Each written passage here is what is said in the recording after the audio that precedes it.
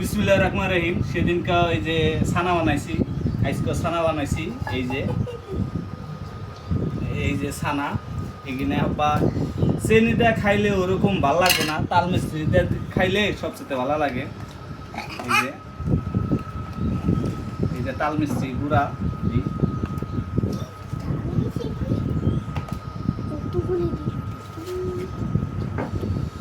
তার মধ্যে ছোটো চামিচটা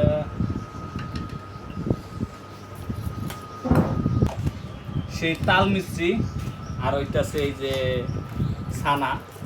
এই যে ছানা নিলাম। বিসমিল্লাহ।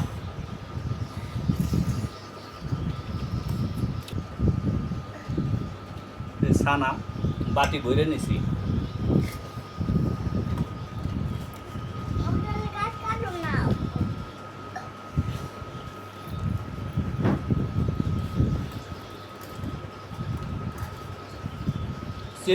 চিনিটা না নিয়ে তাল মিস্ত্রিটা নেবেন, তাল মিস্ত্রিটা অনেক স্বাদ লাগে।